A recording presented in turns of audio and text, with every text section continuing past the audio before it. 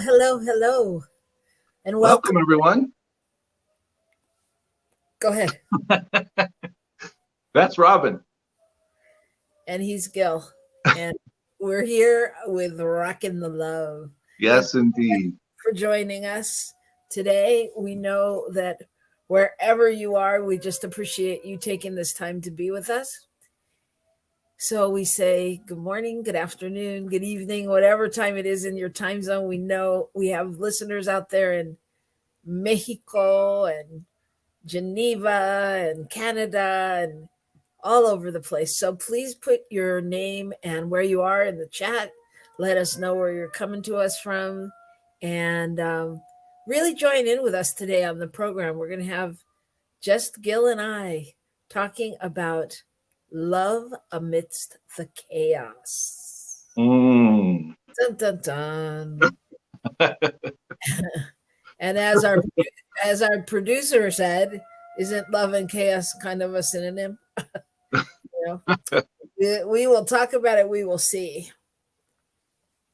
Hi, Gil. Hi. How's it going over there? Good. Good to see you. I think you're getting older. Oh, thank you. Thank you so much. And, as you may or may not know, we are apart. We are not together. He is in New Mexico and I am in California. So we are we're navigating a whole different way of being, which has its own unique positives and negatives. So you know what I've discovered is I do not like to cook for me. I don't think that's a big revelation. Well, I think the weird part is I thought I liked to cook so much because I cooked a lot. Yeah. But it's not the same when I'm just doing it for, one person and all the work is being done so that I can eat. That's not fun. I get it. Now you understand why I don't eat a lot. Because I don't want to make it just for me. But that's why I have the idea of you making, just cook as if you're cooking for all of us. And if you put it into, if you freeze it or if you say, put it into containers, whatever, you'll be happier later because it'll be easy. I thought I could just put it on the table on plates and make myself feel like other people were there. You can do that too. Did you see your little sign? Gil is not a chef, nor does he play one on TV. Oh, woo! That's rough. That's rough. You'll have to have Michael over for dinner because you're a pretty good chef, I will say. Yeah, we'll get him. We'll get him sometime. And a good grill master. So, it is September. Do you remember? Yeah. But it's we're 9 months in. We are 9 months in. Wow. Time to have a baby. It's been a big year. Yeah. It continues to be. It really does. It's, the thing about the year now for me is that it doesn't seem like they're kind of run on years. It's like it's like, now everything is defined by, was that before the pandemic or after? And are we after yet? And, it's like, it's kind of blurry, Yeah. Well, and there's been such a change. I made a call yesterday asking, checking in with a business about whether or not they would do something. And they're like, yeah, well, we used to do that before the pandemic, but, and then today I got an email from an organization I've worked with in the past, and they're like, okay, so it's been 4 years since the last time we did this, so we're going to try it, and it's only going to be one day, and we're going to see how it goes. But so much has just sort of, and then people are like, well, did we ever do that, or when did we do it, or it's very interesting. Yeah, it's all a blur. I think it's because it's supposed to be recreated. Like we're not supposed to go back to the old. We're supposed to be like a phoenix, rise from the rubble, and go, that worked then, and what's now. I mean, that's kind of like the concept of church, right? It's like what normal church in a building on Sunday for an hour with one person talking is not the new is not what's seeking to be emerged. I mean, is that what's is that right? Seeking to emerge. Yeah, seeking to emerge. It seems like there's a new way with all this technology and with people all over the world and all of those things. And there's so many different ways and times to connect that we have to work with what people need and what people want and what serves them. And I think in many cases, in case of business, in the case of religion, in the case of all kinds of things, it's easy to get set in how we do it. And then, I mean, anybody remember Blockbuster? It doesn't work if we don't move forward. Right. There's always something new coming. It's true. So I'm very excited about our topic today. So excited that we're going to carry it all through the month and talk about love amidst the chaos and what that is and what that means. So we're going to do that in a little bit. But before we do that, because I want to get started on that, but here's the good news. Okay. What do you got? Okay. Interesting. I had a discussion with somebody yesterday about paint, and they were telling me how much fun it was. There used to be a place that would mix all kinds of old paints together, and they just, you just like go and get blue from the blue bucket, and then if you wanted to add something to it, you could. And then I saw this article about this couple of friends in England who in 2004 started something called Seagull Paint, and they have reclaimed over 1 million gallons of paint.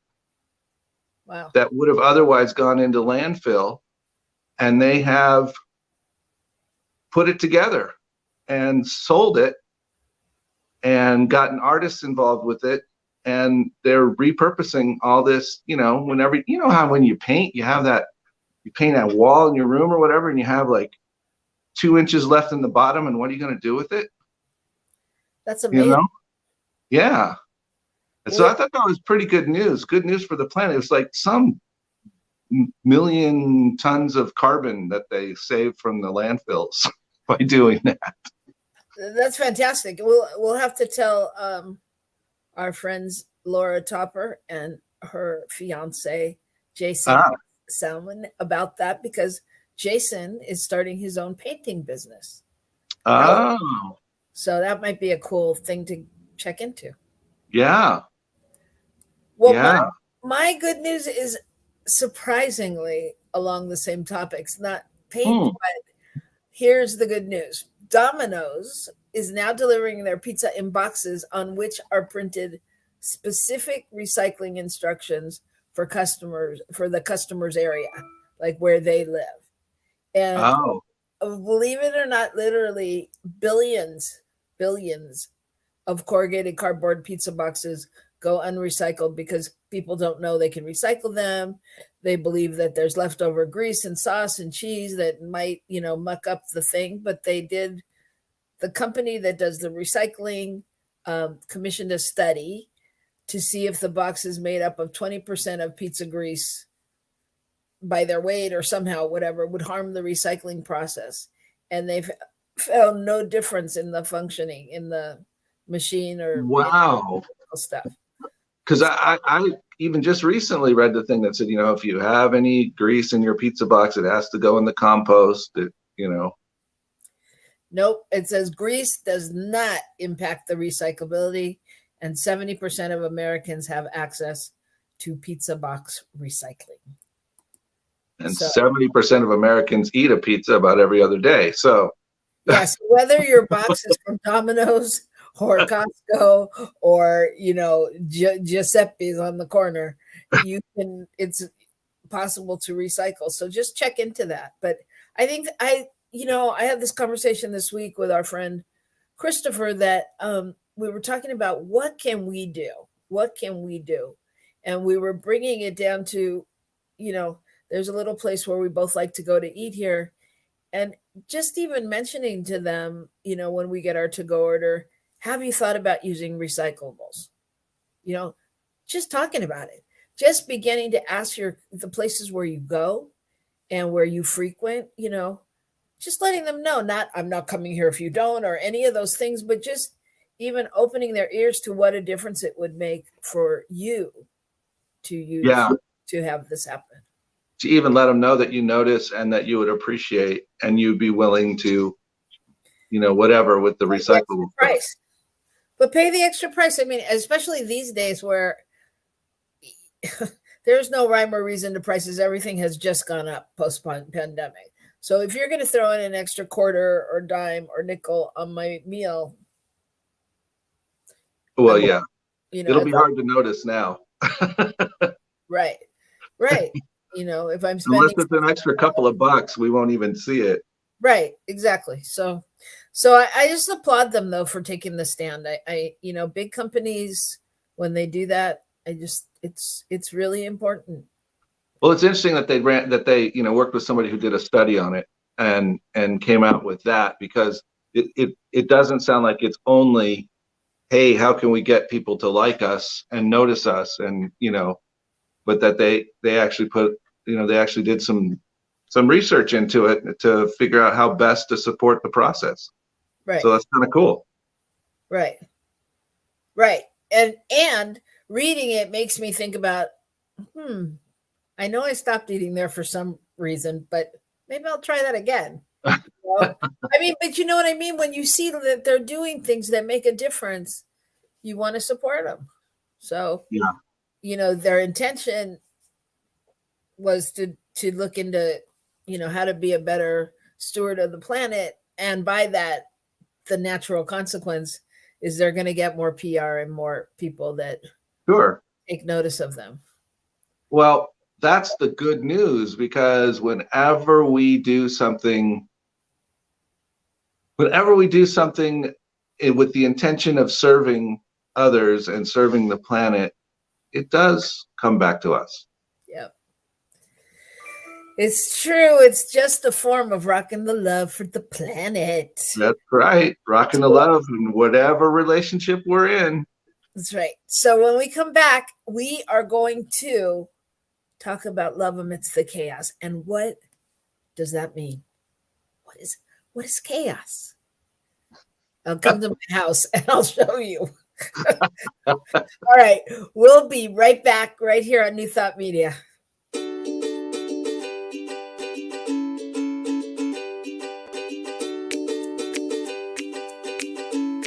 Thank you, Center for Spiritual Living Denver, for your continued support. Thank you, Center for Spiritual Living Midtown Atlanta, for your monthly contribution. Thank you, Center for Spiritual Living North Jersey, for your monthly contribution. And please help us welcome Om Center for Spiritual Living in La Mesa, California. Thank you for your monthly donation. Thank you, Center for Spiritual Living Seattle, for your most generous donation. And a special thanks to Hefferlin Foundation for your generous technology grant.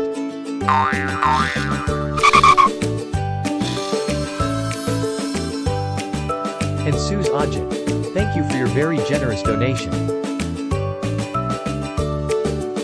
And a super special thank you to Dr. Tracy Brown, RSCP. Thanks for being a super donor. And a big shout out to all our committed donors.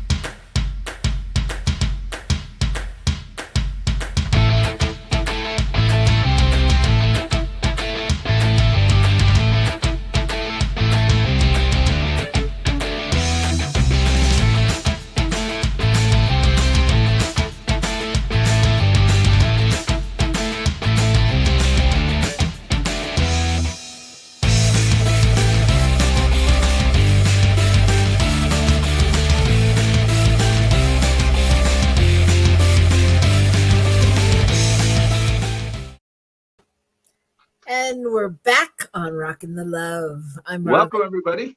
I'm Gil, and we're excited to have you here today. And we'd love to know who you are. So check on in with us. And we particularly want you to chime in on our topic today. Our topic is love amidst the chaos. How do we come up with chaos? What do you think that's about? Well, before I tell you, I just want to say hi to John out there and Chuck and Trudy and all of you people that keep popping in and out. I can't see all of your names, but we see you out there. So I just want to welcome you and encourage you to chat along with us today because we'd love to hear your perspective. So what was the question? What is chaos? How do we come up with chaos? What's that about? You did. So okay. Well, I was just thinking of like how much is going on and how sometimes it feels uncontrollable. So, yeah. Okay. Go ahead. Well, so what I want to talk about, what is chaos? Okay. So what is chaos to you? I looked it up and I think we all have different definitions, but basically what I found in Webster's is a state of utter confusion. The blackout caused chaos throughout the city, a confused mass or mixture, an unorganized state. That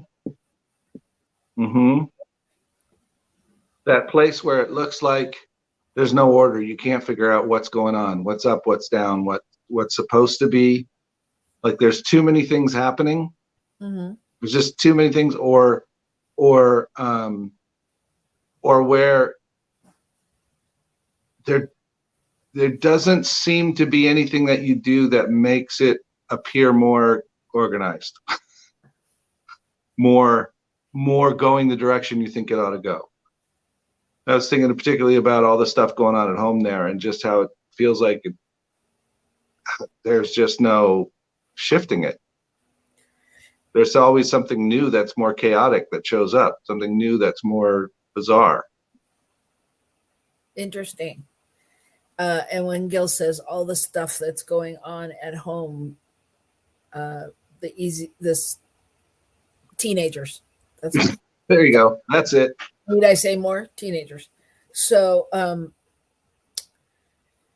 yeah, I hear you. And when we say it, somehow, or when you're saying it, somehow it sounds bad. And is chaos always bad? I mean, because I think that, I don't know, is chaos needed to define what order is? Or how does it teach us something? What do we get from chaos? Is chaos real? Is there really somewhere where there is an order? Well, yes, because as humans, in our minds, or in our communal structure, the way we've been raised is we are raised with some kind of order. We are raised to, brush our teeth and comb our hair and clean our room and do those kind of things. Get up, go to school, go to work, whatever that is. So, obviously we could always go to the is it real metaphysical woo place. But I mean, it's real. In that if your order is fumish, if it's gone and it produces chaos. Well, I just want to chime in here and one, say hello to Carol. It's so good to see you. But your comment, new beginnings, and I think quite often whatever that thing that appears to be chaos is the shifting of order, which takes us somewhere new and different, which is kind of what we were talking about with the whole pandemic piece. Yep. It had that feeling of chaos because nothing was the way it was. Not necessarily that it was, intrinsically out of order, but that it just felt out of order for the way we thought order should be. Well, and our structure as we knew it was falling apart. Right. Therefore, it had to be the other side, right? Yeah. So I was reading an article where they asked people, why do you secretly love chaos? And I am going to just read you what somebody said.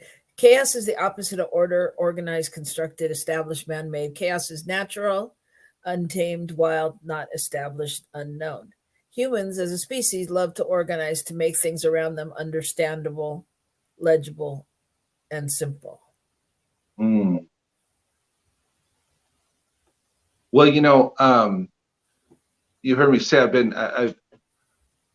been observing here in New Mexico a couple of pretty intense rainstorms, and along with those, some pretty intense flows of water that otherwise don't exist at all. And with those flows of water, you can see all the plants that have been kind of laid out, and the places where parts of the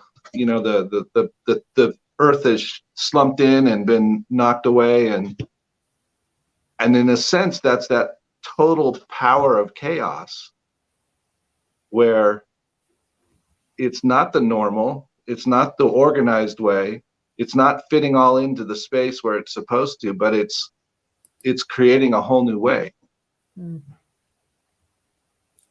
Yeah, so order and chaos actually complement each other. Right? I mean, even if it's just that chaos creates the place and the space and the need for us to realize we need order, or what we need for order.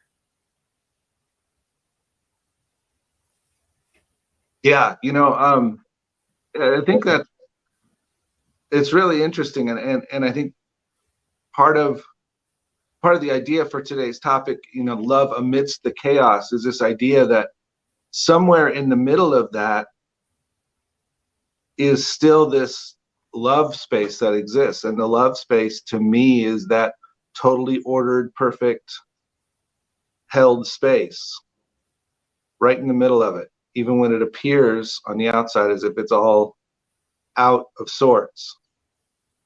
And when I first said that, I was thinking more of my own experience, not just the looking out there, but my own personal experience of feeling out of order and out of sorts, and yet somewhere in there is the love space that holds it together. Yeah, well, as we get deeper into it, I think, the love space is what we're going to call on and talk about. But I think I just felt like there was a real need, to acknowledge the chaos as what it is, because I think it is really part of the growing and the, and the realizing how the love comes in and how the love heals. And I just think, like, we tend to look at chaos as bad, and I don't know that it is all the time. Well, I think the point is, at some level, that what I was trying to say a minute ago is that no, it's not bad, because always at the center of it is some aspect of love, some aspect of the pulling together, whether or not there's the pushing away, there's the breakdown, there's all that stuff in terms of the chaos. There's still, because of the chaos, it takes you to a place of something else. Yes. So while chaos itself in the moment may feel negative, if you will, is that really the case? Like you said, chaos is a transition period. That's what it is. Okay. And Carol says it's the eye of the storm. It's the eye of a storm. Well, I would almost say the chaos is the storm, and the eye is where we find that one spot where like it's okay, and we can see that the storm is raging on, but it's doing something, you know. If we can kind of get to that place where we can see out there. Yeah. But how does that work in our lives? How does that work in our relationships? How does that work, you know, other places? And it's a fine question. And Center for Spiritual Living in Denver says, from chaos, isn't there a new order wanting to come through? And that's, I mean, I think, yes, clearly, right? I mean, that's why it's that transition to that new place. You know, I don't know. Well, Go ahead. It has to upset. There has to be something that changes the. I think often things go on, the way we live our lives, the way we relate to people, the way we relate to our jobs, all those things go on, and until something disrupts it, we may or may not realize that there's stuff that needs to be done to make it better, to keep it able to move forward, you know. And unless that thing disrupts it, we don't see it, and then it breaks down completely sometimes. Yeah. So I think it's important. I just think it's important to define, you know, and not make it bad. And really incorporate it into what is seeking to emerge, that it is part of the up leveling. It is part of the disrupting, like you said, you know. Mm-hmm. And especially nowadays, it's what that we, you know, pandemic, post-pandemic, the world has felt a little chaotic, right? I mean, whether it's been, you know, government wise, or you know, the January 6th incidents, or all the, you know, racial disharmony and shootings and killings in schools and places of worship, and, you know, all of that is chaos, right? It's chaotic. And it's also been quite the wake-up call for many people. Mm-hmm. And while if we isolate particular parts of chaos, it can seem very negative. When we look at the whole picture, then we have this other thing of how much has been brought to the surface that's caused people to have to rethink how they, you know. For instance, you mentioned, you know, many of the things with racial equity and inclusion and all those kinds of things. Things have come up where people are like, I just have never paid attention to that before. Right. And well, how did that happen? Well, because it was easy to keep going with whatever was happening as long as it didn't seem like it was bothering me. But when some aspect of chaos shows up, then I have to reevaluate what I'm looking at. I have to reevaluate what's going on. Right.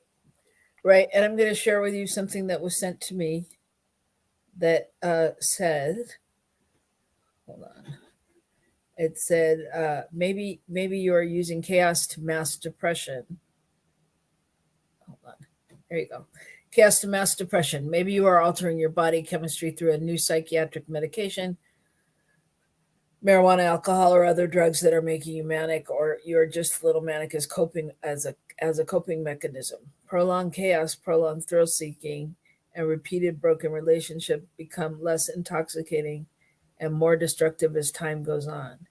You love chaos because it conveniently distracts you from the feelings of woundedness, loss, guilt, betrayal.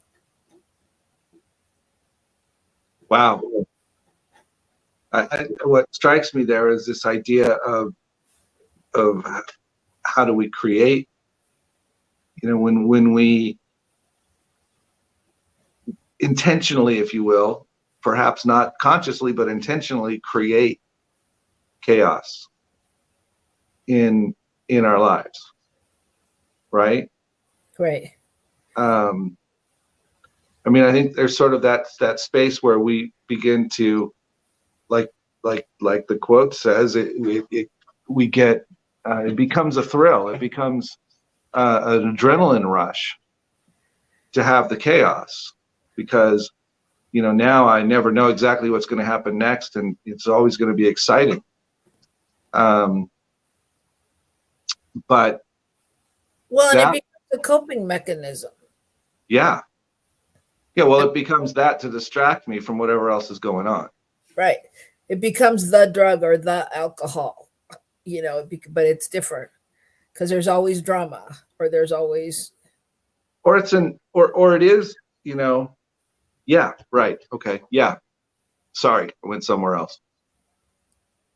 But I'm back. No, I think I was just thinking of, we joke, we laugh, we whatever. It's like, oh gosh, there's always drama wherever they are, and at some level, when you really observe yourself or others who are in situations where, every time you talk to them, you hear about the drama, you realize something in the drama feeds them or is feeding you.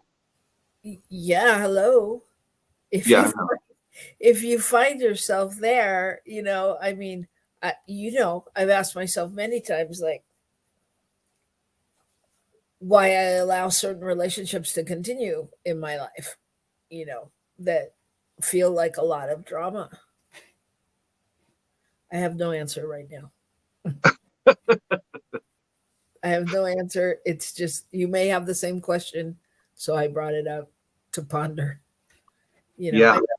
But I do have an answer. The answer is love on some level. The answer is because I do love the people, or, that I'm dealing with. And because I always feel as if, like, it really is a transition, like we're going to move to a different place.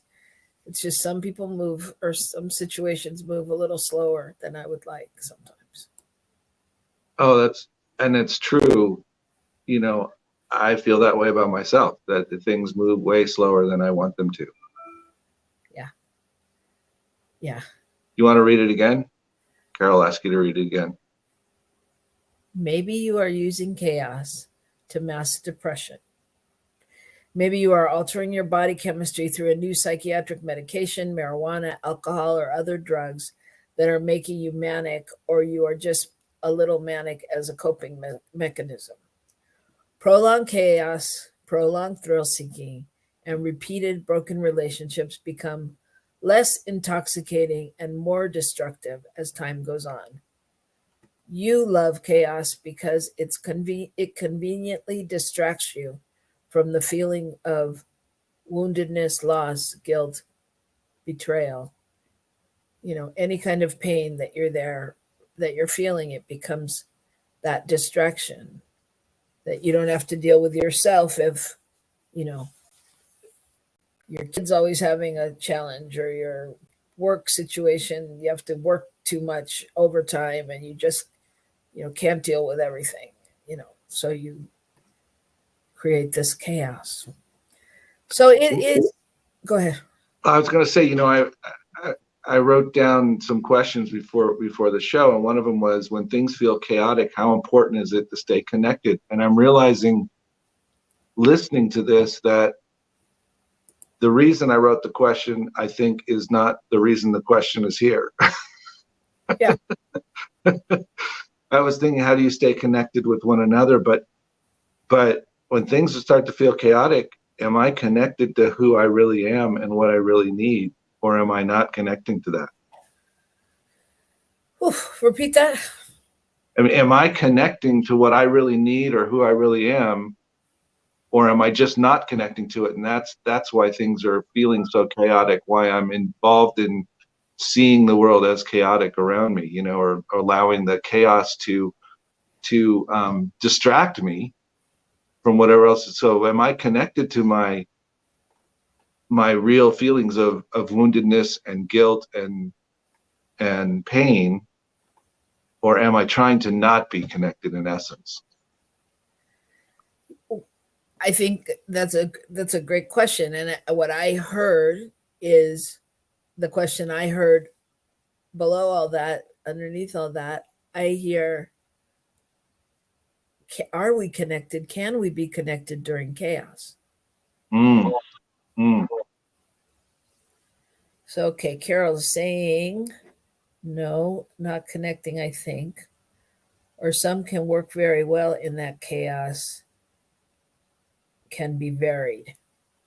Yeah, there's different levels, different places, but I think it's again, as we talked about earlier, the chaos is pointing us to something. Whether it's time to shift things or it's time to shift things, and I'm not. And if I keep pushing into the chaos, then I am perhaps avoiding what needs to be shifted. Yeah, and I think that I go back to last week's show with Regina Buckwalter, and just her technique of going into your body, into your belly, and feeling what's going on in your belly. And I think because when there's chaos, that's where I'm at. My belly, my body, I can feel it in my body, right? Because you can't center, you can't grab on to an anchor, and really going back in and breathing and centering. And I would say, not that any of you have to agree with me, I would say that it's almost impossible. I'm just reserving that tiny bit, but I think it's impossible to be connected to spirit when you're in chaos. Mm. If chaos is not the destination you want to be in.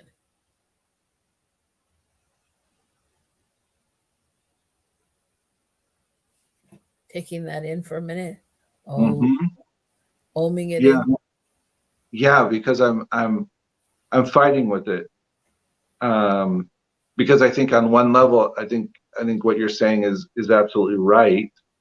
And on another level, I think, it's all spirit. So I've got to connect somewhere. And at the heart of it is the love, which is guiding me to the place where I can feel it. Maybe not see, I think the difference is it may be harder to feel the love and spirit and whatever you want to say there in chaos. It may be harder to connect consciously, but it's not necessarily true that there's not a way to connect or there's not connection there, because the chaos itself is part of the love pushing us to the place of going, oh crap, I've got to let this go, or I need to shift this, or Yeah, I'm feeling disconnected and I want to feel connected. How do I do that? It's an interesting thing, because I think, we all know, we all have had some form of chaos in our life, and we all have been responsible for creating chaos in our life. At least I know I have. And so it's really, it's a big question. I mean, because sometimes, I don't know, sometimes chaos is okay. Sometimes chaos is fun. Yeah. There's a level at which, there's I don't know, controlled chaos. I kind of see skiing as controlled chaos. There's certainly a lot of potential for it. Or when I was riding my mountain bike down the mountain at family camp, that was controlled chaos, because it was any second it could have been total chaos. All right. Linda says, sometimes chaos is energizing. It can drive me into action when I have been lethargic or stuck. Absolutely. Absolutely. I think that's what we were saying in the beginning. And yeah, I think it's a motivator. Sometimes people have to go to that point, that breaking point, before they can move from it. Well, it's the reset at some level. It can be a reset. It can push us to see things we didn't otherwise see, and suddenly have as Linda says, the energy to push forward and do something different. Yeah. And by the way, hi, Linda. Thanks for joining us. Yeah, but well, it's a perfect example. Like, our garage is chaos, right? And yes, it motivates when I go out there and I clean or I do something, and it drives me to that place of getting something done. Yeah, it can be a great motivator. The chaos itself. Yeah. Well. Okay, wait. Yeah. If I was there with you, I'd kick you. So please stop bouncing. Really? Yeah. Oh my gosh, you can do it through the.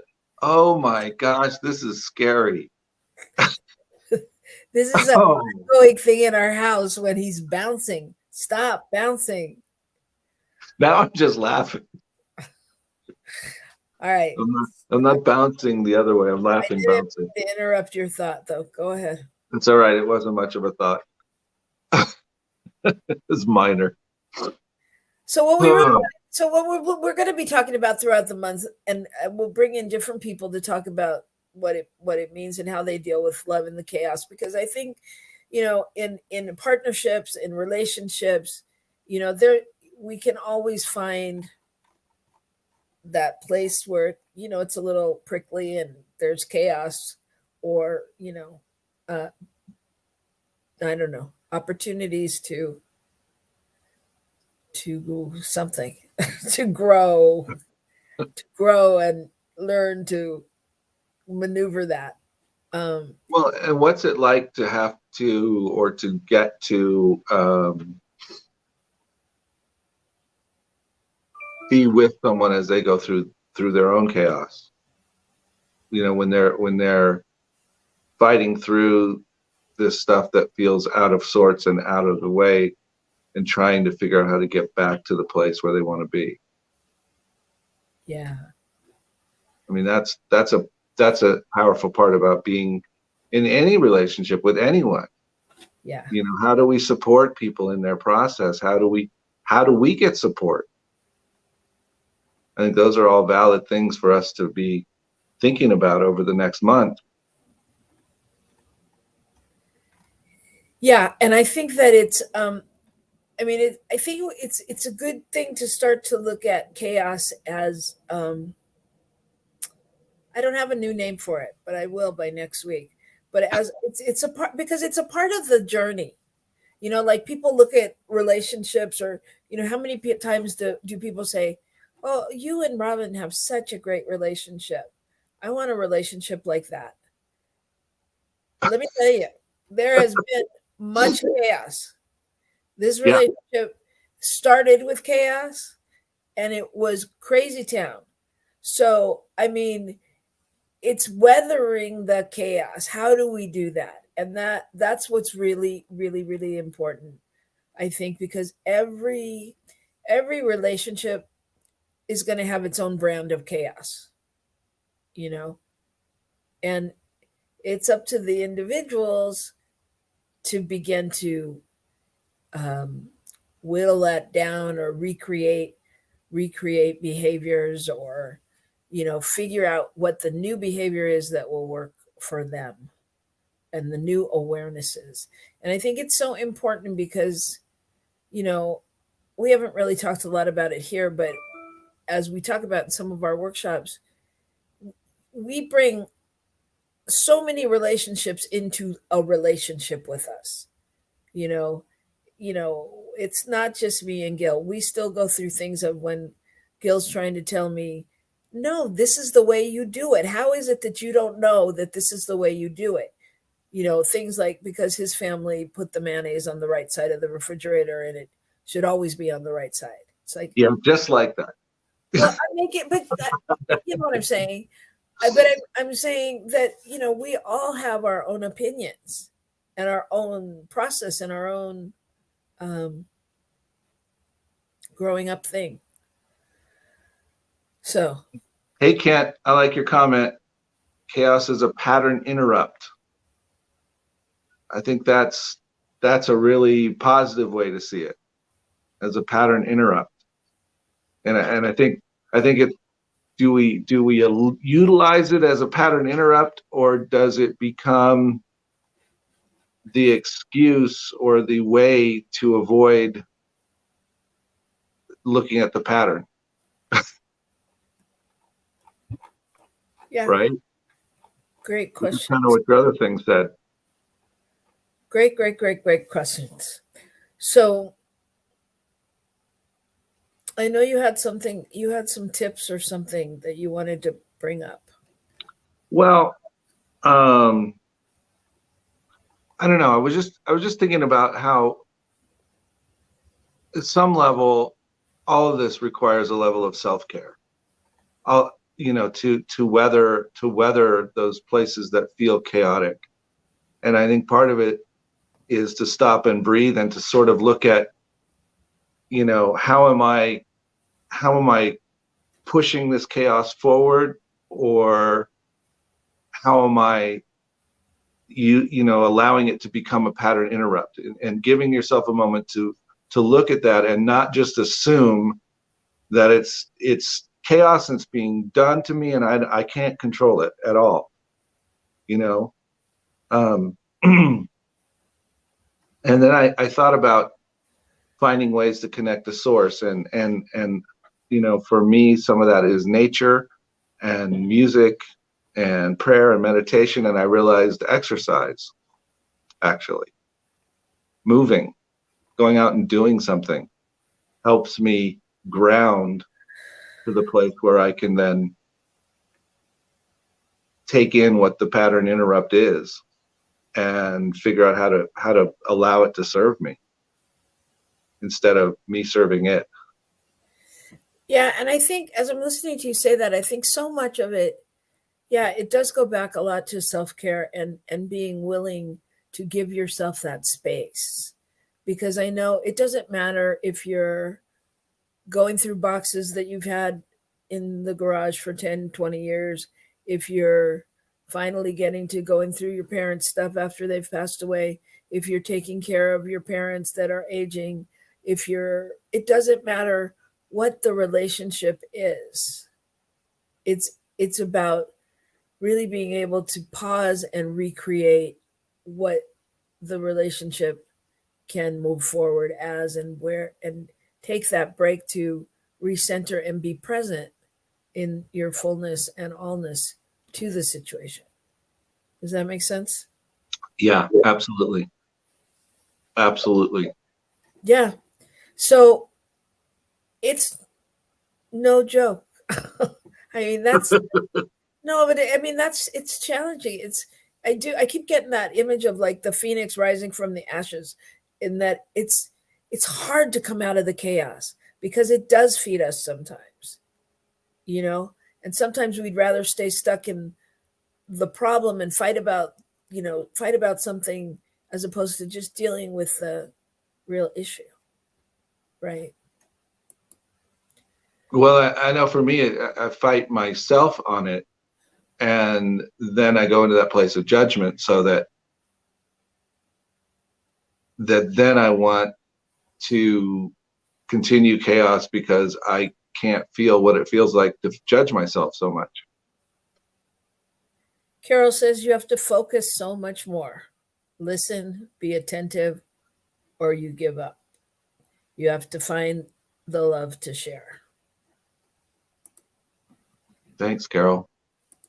Yep. And that, ladies and gentlemen, is why we're here. Once again, to share and rock the love. Rockin the Love. So yeah. So I just encourage everybody this week to just be with that, and even watch or see where you're tempted to go into the chaos, or where where you see the chaos happening outside of you, or any of that. And next week we'll delve a little deeper into the love amidst the chaos. And we're looking forward to having our guests join us. And so join us to find out who that will be. And we'll look forward to having all of you back with us. Thanks so much for everybody coming out today. And if you're watching this later, please feel free to add your comments or let us know what you're thinking. And as always, go and make sure that you're on our lists and liked our YouTubes and all those things that help move this forward, so everybody gets a chance to see what's going on. Okay, I have one more thing to say. One more thing. I just want to do a little recap about last week and Rev Cheryl's class, because you were there. I know Linda Goldsmith out there was there. And there is an opportunity, if you weren't there, to join us tomorrow night. And I know our producer, Michael Mangus, was there. And who wouldn't want to miss an opportunity to hang out with Michael Mangus? I'm just saying. So there it is. It's a 5-week online workshop, and it is guaranteed to be thought-provoking. Manifest more money. And it's all about digging into our reasons we give ourselves for not having money, or why we should only have so much, or why other people deserve it more, or what all those issues are. And at this point, there's still time to jump in on week 2 and follow the rest of the weeks with us all. So there is a registration link there. If you're watching from a particular center that's participating, there's a registration link at your center.